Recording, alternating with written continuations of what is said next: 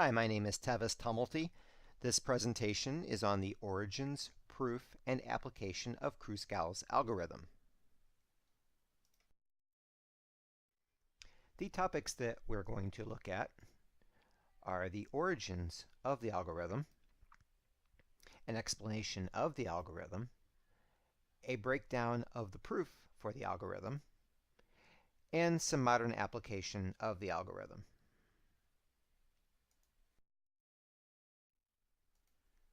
Mathematicians prior to Kruskal had addressed the minimum spanning tree problem, and there were in the 20th century other algorithms used to resolve it, including Borufka and Yarnik, and then a contemporary of Kruskal, Prim, also had an algorithm for it. Kruskal received his PhD from Princeton in 1954 and went on to work in the U.S. Office of Naval Research for the next couple of years after that, and then ultimately wound up working at Bell Labs for the remainder of his career.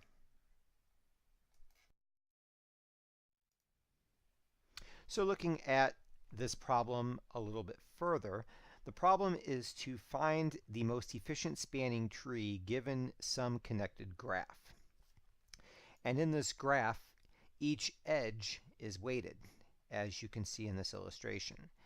The output then is to choose just enough edges to span all the vertices, but having a minimal weight, which is the graph you see on the right. So then let's go ahead and take a look at the algorithm using this graph. The input is a weighted connected graph G, such as this graph here. And the idea is to maintain an acyclic spanning subgraph, a tree, which we'll call H, which we enlarge by adding edges with the lowest weight.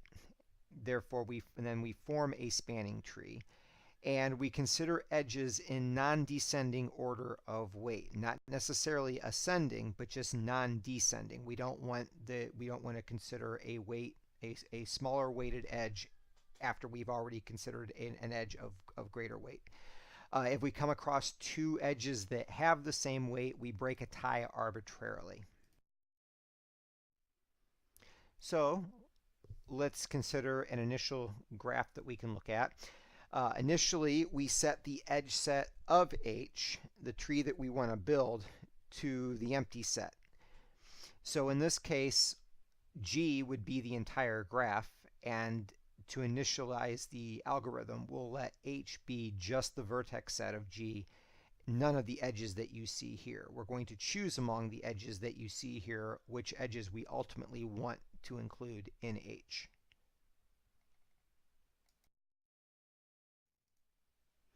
So in each iteration, we are going to include the next cheapest edge, again, breaking a tie arbitrarily, if it joins two components of H. So for example, this is our graph that we saw in the previous slide. The cheapest edge when we begin is the edge connecting lowercase h to lowercase g, which is worth one weighted point in this case. So clearly that's the only edge of 1 point. It's clearly the smallest edge in the entire graph. When we begin, since h is disconnected and has no edges, and it contains components a through h as individual trivial components, connecting any two vertices will be decreasing the component count of h. So we obviously would choose 1. Our next step then would be to repeat this, and this is why it's an iteration. So now we want to decrease the component count of h again. And in this case, we could choose either between the edge that's selected here on the right-hand side with the arrow connecting lowercase I to lowercase c, or we could also choose the edge connecting lowercase g to lowercase f. Either one of those would work. We arbitrarily choose one since they're of the same value. Once if we find an edge that is the next, let's say there was another edge on here that was worth 2 points, but it didn't connect two components of h, then we would discard it.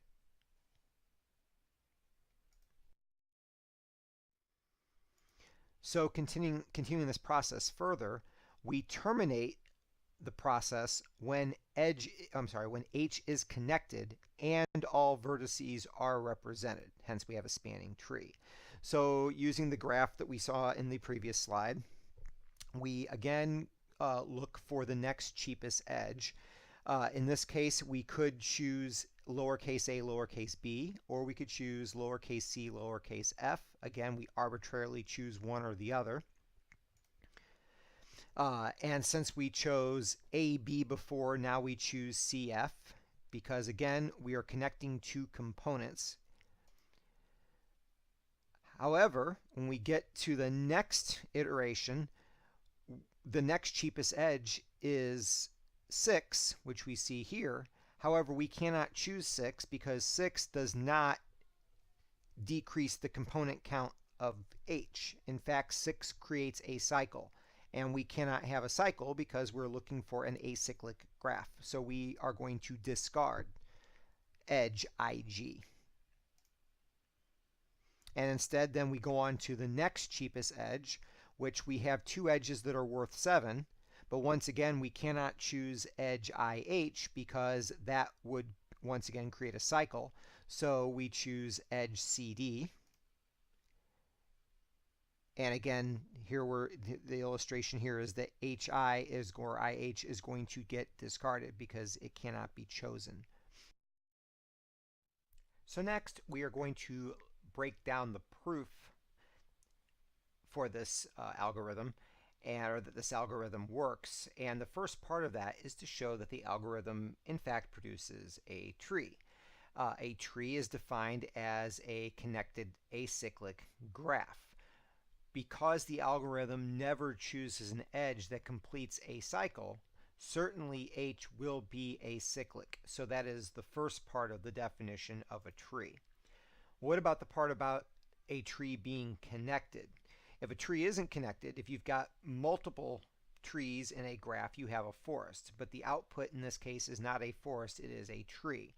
And the proof of that is this, and that is that if the final graph has more than one component, then we considered no edge joining the those two components, or two of those components, because such an edge would be accepted based on the algorithm.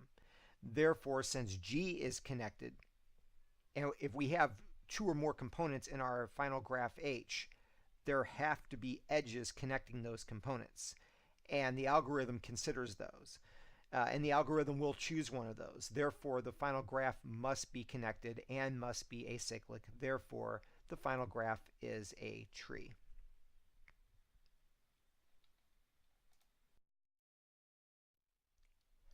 So now that we have illustrated that E, our graph, is in fact a tree, we now need to look and determine whether or not it's an optimal tree. So what we're going to do is designate E with a new letter here in the proof. We'll call it T. We'll let T be the resulting tree of our endeavor, and we'll let T star be a spanning tree of minimum weight. And what we want to do is prove that T has a weight less than or equal to that of T star. And so that's what the next direction of the proof here is going to be. And to kind of illustrate this, assume using the graph we've looked at previously that on the left we have T, which is a tree, a spanning tree, and we've proven that it's a spanning tree from part 1. And on the right we have T star, which is an optimal spanning tree. And what we want to prove is that the weight of T is less than or equal to the weight of T star.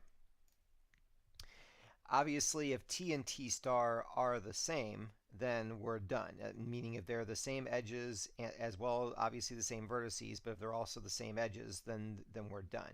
In this case, we can look at our two graphs though, and we see that this is not the case, and so we'll take a look at that in the next slide.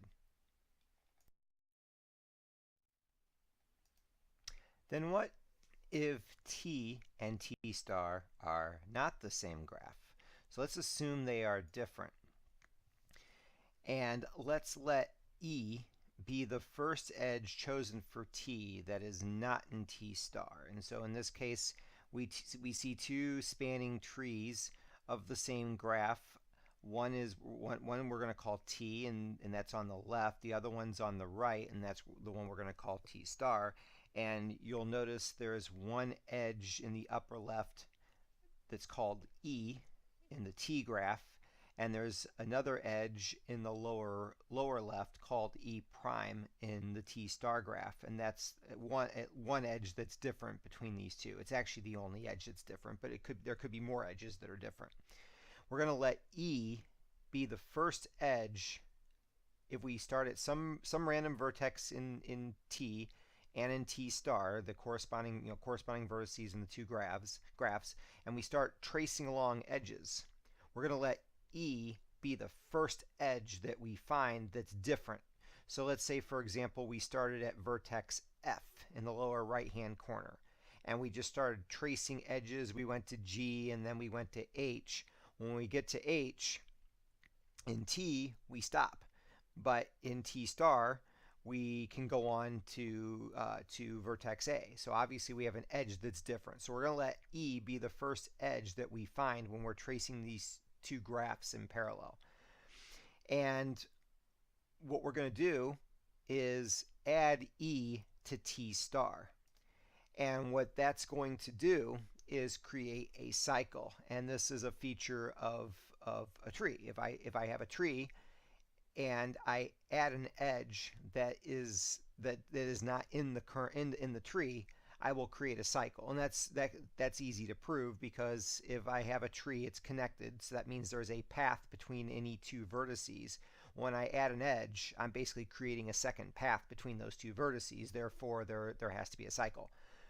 And so I'm going to add E to T star and create a cycle. And we see that in the graph at the bottom down here. And you can trace through A, B, C, F, G, H is a cycle.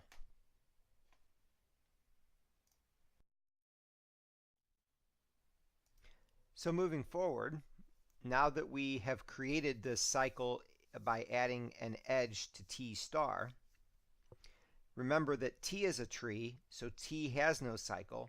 So the cycle C contains an edge, E prime, that is not an element of the edge set of T.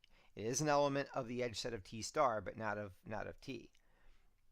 So then let's consider the spanning tree, which is T star plus E minus E prime.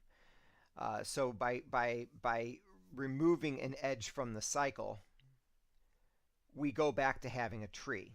So C is a cycle. It contains E and E prime. And so now what we're doing is removing E prime, since we added E, so we go back to having a spanning tree. So we break the cycle and go back to having a tree. And that's what this graph here is. So this is T star plus E minus E prime. And we're going to use this in the next part of the proof to prove that T is minimum. So in the last slide, we took T star, we added E, which is an edge chosen in our graph T, and we subtracted E prime, which is another edge in the same cycle that we created by adding E. And since T star contains E prime and all the edges, sharing all the same edges as T that were chosen before we reached E, then both E prime and E are available when the algorithm chooses E. Yet our algorithm chose E and did not choose E prime. Therefore, the weight of E must be less than or equal to the weight of E prime. And the idea here again is that, let's say we just pick some random vertex. Let's say we choose vertex D in this graph in the upper right hand corner. And we begin comparing edges between T and T star. We're eventually going to find some edge that's different, since we're going under the assumption here that T and T star are not the same. And what we've now done is taken that edge that's different, we've added it to T star, but because doing that created a cycle, we removed E prime to get rid of the cycle. And now we're looking at E and E prime, and this here is the reason that E and E prime either are the same weight or E must have a lesser weight than E.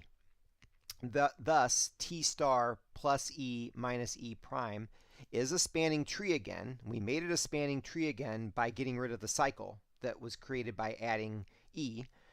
We subtract E prime. Since E prime is also in the same cycle as E, we've gone back now to getting rid of that cycle, and we've restored this graph now T star plus E minus E prime as a tree. And because E prime has a equal or higher weight, heavier weight rather, than E, T star plus E minus E prime must have a less total weight than T star. And furthermore, T star plus E minus E prime agrees with graph T for a longer initial list of edges than T star does because it agrees on edge E, whereas T star did not contain edge E.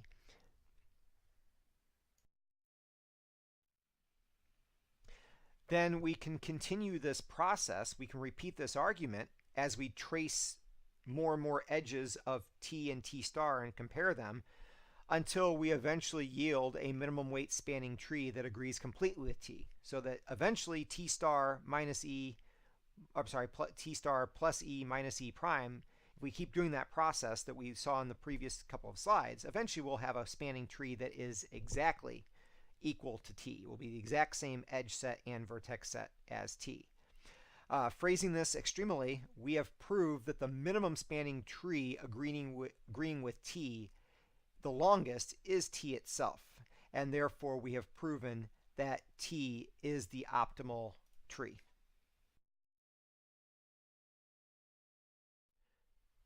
So now we've proven that the algorithm 1 does in fact create a connected acyclic graph. It creates a tree.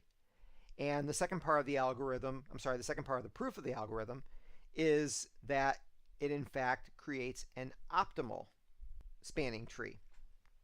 Let's talk about the applications of Kruskal's algorithm. What does it give us? Why is it useful? And one example would be in network design. And consider a business that contains several offices, and the offices are connected together over various leased phone lines, and certain lines cost more than others, and we want to find the cheapest way of connecting the offices to each other. And so we draw a graph that has all the offices and has edges for the various offices that are directly connected to each other. We can use Kruskal's algorithm to find the minimum total cost. Since we know that a minimum spanning tree is optimal, we apply the algorithm to find that. And if a network isn't a tree, you can always remove some edges and save money. And so that would be one application of this algorithm. Other applications, things like delivery distances. So consider you are a shipping company or something of that nature, and these are some cities that you have to deliver products to. And you maybe are delivering products to each of these cities on a daily basis. So you want to create routes where you hit all of the cities, say in a given day, but you want to find the lowest mileage that you have to drive. Well, in this case, the red edges are a tree, a spanning tree. It spans all of the vertices, which are the cities. And by applying Kruskal's algorithm, we have the least total amount of distance that has to be driven to reach all of the cities. And here's another graph, the same concept. In this case, locations within maybe in a city, in different buildings or whatever that you would want to deliver something to. And it's the same. It's pretty much the same concept.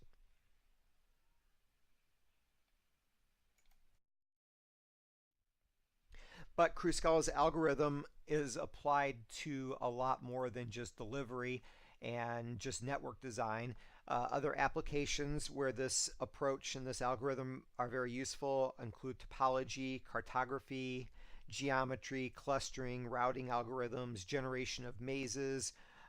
We already mentioned computer networks, but other types of networks as well. and molecular bonds in chemistry. So again, this is why this algorithm was developed in the 20th century, as these are all fields, or many of these are fields that really came to fruition during the 1900s, and that's why Kruskal's algorithm and the minimum spanning tree problem in general had so much attention, and why we have it today. Thank you.